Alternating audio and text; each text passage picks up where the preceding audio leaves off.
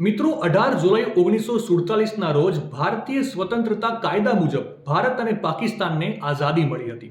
હવે આવી સ્થિતિમાં સવાલ એ છે કે જ્યારે ભારત અને પાકિસ્તાન બંને એક સાથે આઝાદ થયા તો પછી પાકિસ્તાન એક દિવસ પહેલા પોતાનો સ્વતંત્રતા દિવસ કેમ ઉજવે છે? ચાલો ત્યારે હું તમને ઝડપથી જણાવી દઉં તો પાકિસ્તાની અખબાર ટ્રિબ્યુનના એક અહેવાલમાં જણાવાયું છે કે પાકિસ્તાની મંત્રીમંડળ અને મુહમ્મદ અલી ઝીણાએ 15મી ઓગસ્ટ 1947ની સવારે શપથ લીધા હતા.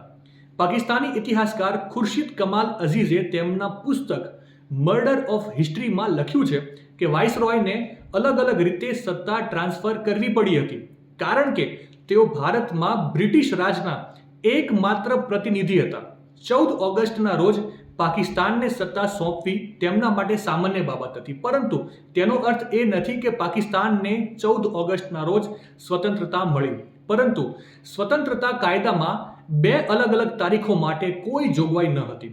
દસ્તાવેજો દર્શાવે છે કે ભારતની જેમ પાકિસ્તાને પણ દર વર્ષે 15 ઓગસ્ટના રોજ તેની સ્વતંત્રતા ઉજવવી જોઈતી હતી, પરંતુ 1948માં એક વર્ષ પછી પાકિસ્તાને તેનો સ્વતંત્રતા દિવસ 15 ઓગસ્ટથી બદલીને 14 ઓગસ્ટ કર્યો. 1948માં પાકિસ્તાનના તત્કાલીન પીએમ લિયાકત અલી ખાને મંત્રીઓ સાથે બેઠક બોલાવી અને પાકિસ્તાનના સ્વતંત્રતા દિવસને ભારતથી અલગ કરવાનો નિર્ણય લીધો.